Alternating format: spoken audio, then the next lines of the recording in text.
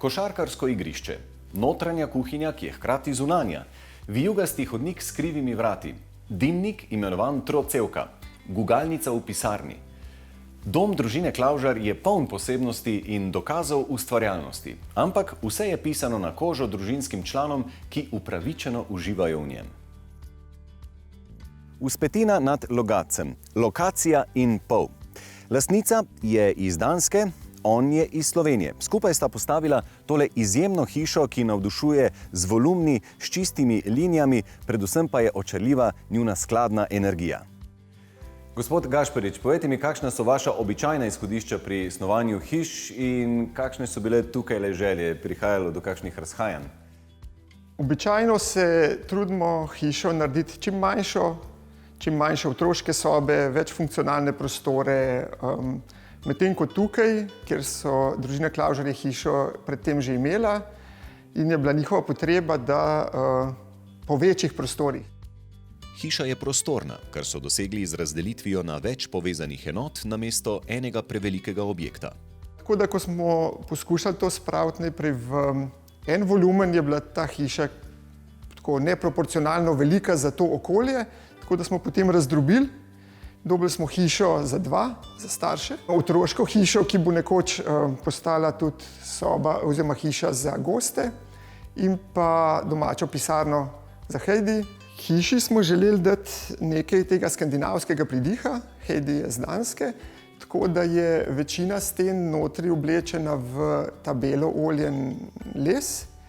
S tem tudi nekako izražamo samo konstrukcijo hiše, ki je tudi lesena. Medtem ko za ta povezovalni element hodnika pa je bila moja želja, da se tukaj pojavi nekoliko bolj masiven element, zato smo tukaj naredili glineno steno, ki povezuje potem vse te tri volumne.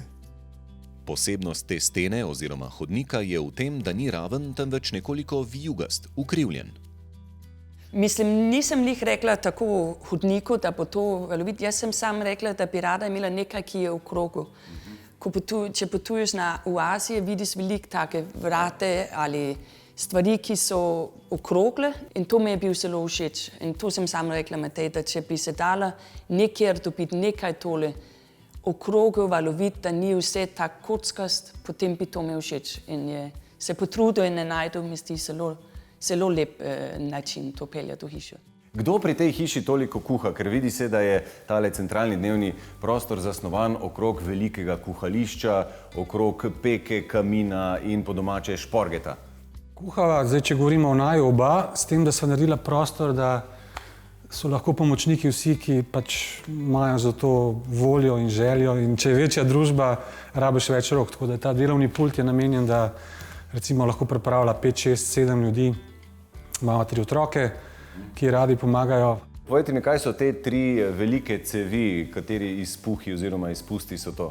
Se pravi, srednji, centralni, ta okrogu del je dejansko dimnik, v katerega sta priključena in štedilnik in kamin.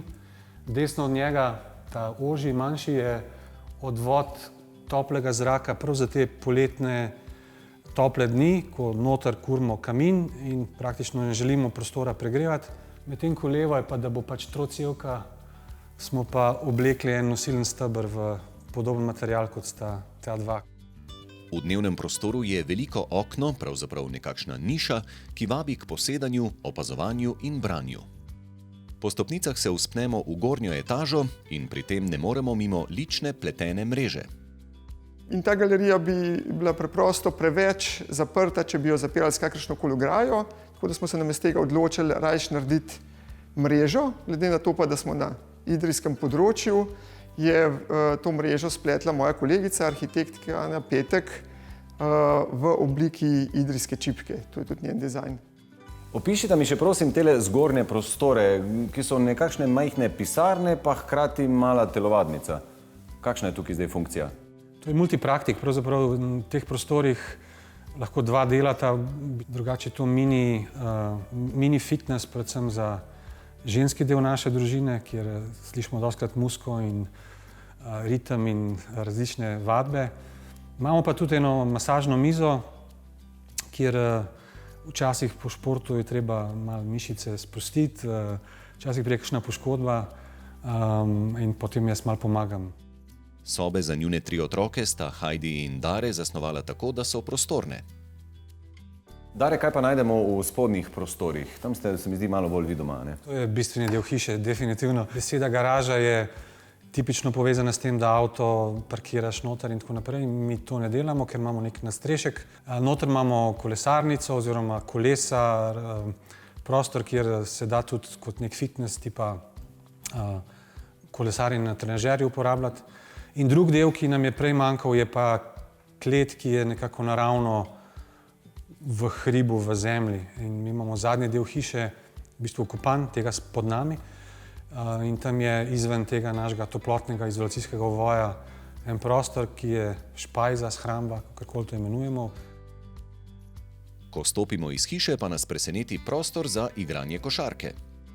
No, niso pa samo kolesa pri vas, ne? Vidi se, da se navdušeno igra tukaj košarko. Kdo bolj, oče, sin, hčerka? Trenutno bolj sin, jaz sem jo igral pred časom, zdaj sem bolj na kolesarjenju, ampak košarka ima neko stalno povezavo z našo družino.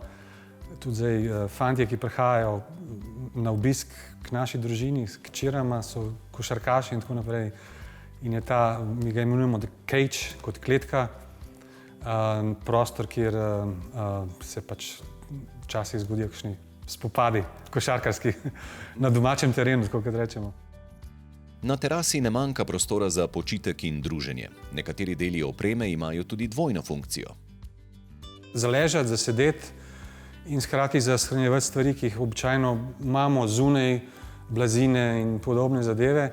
Tako da smo naredili tudi vodotesen boks, kjer praktično, ko se te blazine in ostali pripomočki za bolj udobno ležanje in sedenje, se dvigne 2 pokrova, zloži stvari noter in pač smo neodvisni od vremena.